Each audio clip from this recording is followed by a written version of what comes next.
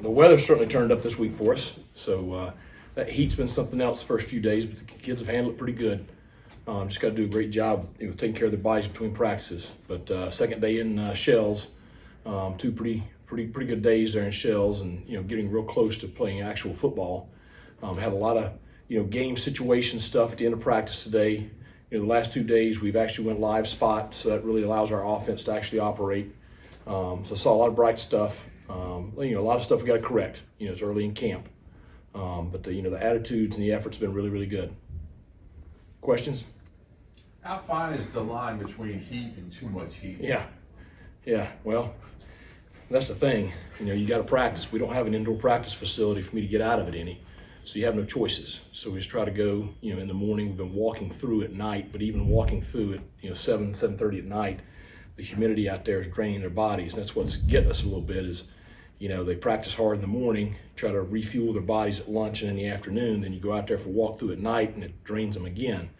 That's where if we had a place to go indoors that had lines and a field on it, I'd be able to save them a little bit and help us recover.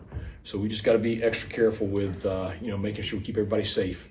The trainer's doing a great job of monitoring body weights and making sure we don't have somebody out there that's too drained. But it's definitely been a concern we've had to deal with.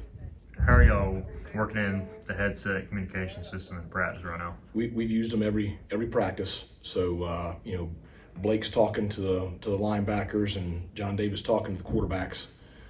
So during the team, during Skelly, during any competitive situation, it's fairly close to what it'll be on game day. We don't have the cutoff switch like we'll have on game day.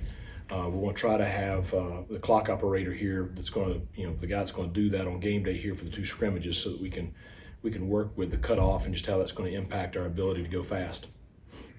When the shoulder pads get added and you get to Shells, from a coaching standpoint, what are you looking for out of your players when you get that piece on? Well, who shows up and who disappears. That's the thing. Everybody looks good running out there in helmets because nobody's going to hit you. Our Shells practices are pretty physical, so you really get to see who shows up. And when a guy shows up in a padded practice, preseason camp, then you have a chance of that guy's going to do the same thing on game day. And so it really separates. And the young players, they've got to learn how to operate in that manner. And the veterans, they know the deal, and those guys are the ones you can count on. But the rookies got to get used to it. The other day you referenced Rajay being in with the third team because a young player was struggling. Yeah.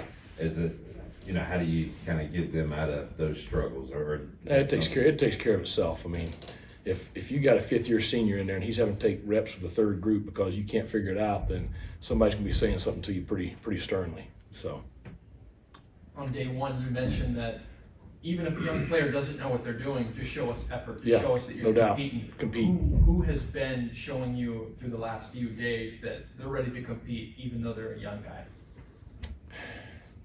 Demarius Hines has been pretty good on defense. That's a young safety out of Atlanta, Westlake High School. We expected him to, but certainly he's, I think, shown up in the team settings. Has a lot of football smarts and savviness to him, and he's a pretty tough kid. We got a couple of others that have been kind of flashes, but consistency has been the deal there. So just still looking for those guys to come along. What receiver has impressed you most through 4 days of camp? Yeah, probably a couple. I mean, I think Anthony Smith.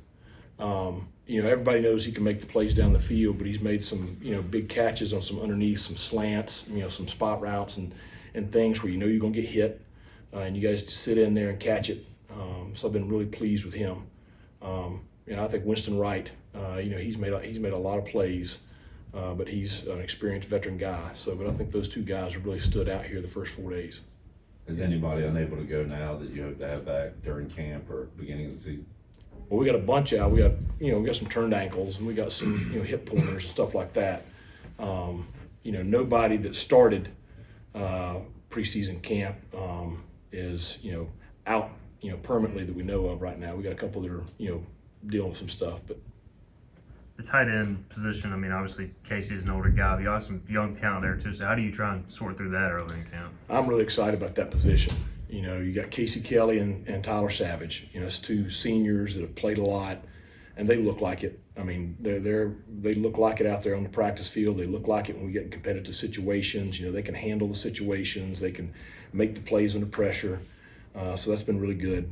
But you also had DeCirio Riles and Javante Connor, who, you know, that's two extremely talented young guys. And, you know, it's kind of like we were talking about with, you know, some of the freshmen. You know, they've shown flashes. It's just consistency. You know, Javante stunk yesterday. But then today he came back and I think had a pretty good day. You know, DeCirio I think had a good day today. But it's just consistency, you know, showing up every day and performing every day. And that's the deal with young players. They got to learn to do that. How important is the first scrimmage coming up for the quarterbacks, and is there an update there, how they're doing?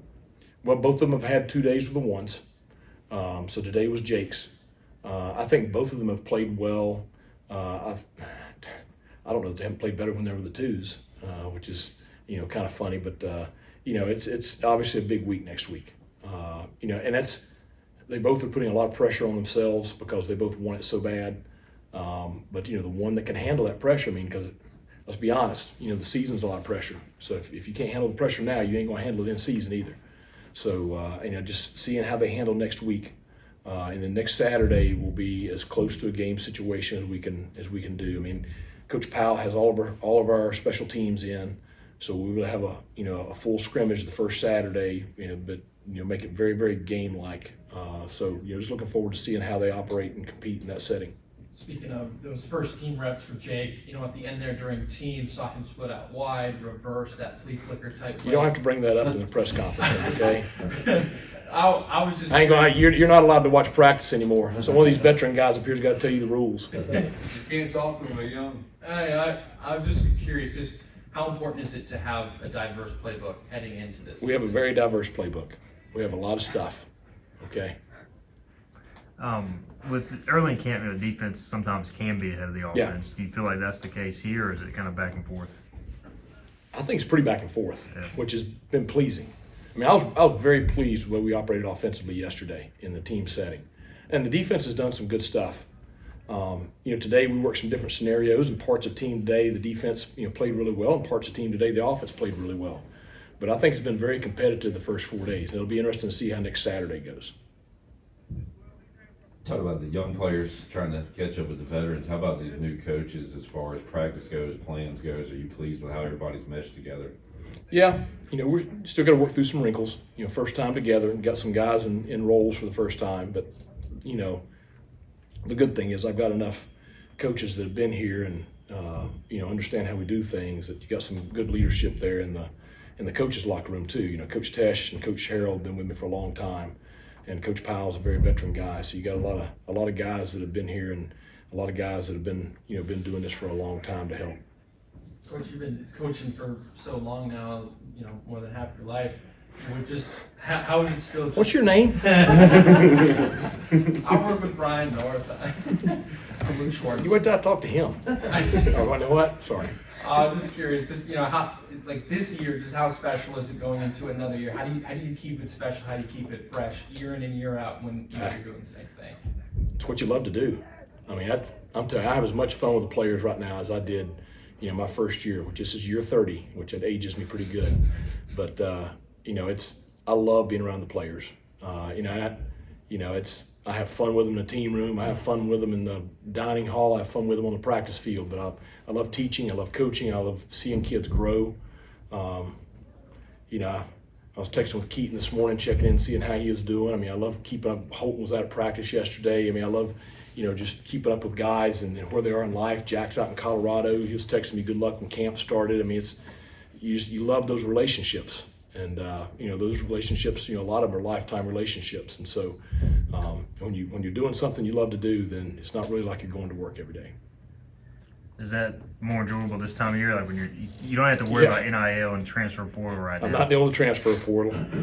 Everybody's got whatever NIL they got right now, so they ain't getting any more right now. And you know, we don't have a game this week, so you know, right now it's probably as good as it gets when it comes to coaching football. How have you seen, you know, David Magazoo from spring to now, you know, kind of fit in with the staff and the team and everything? He's doing outstanding. You know, he gets really upset about the one play, the NC State play at the end of the game, because he always says, you know, I had a lot of other good plays too in my career, so that's the only one people remember. But obviously, he was a really good player here. But I'll tell you, he is a bright young coach. I could not be happier with the job he's done. He's smart. He's relatable to the kids. He's very hard on them. I mean, he holds them accountable. He's a great teacher. I'm ecstatic with the job he's doing.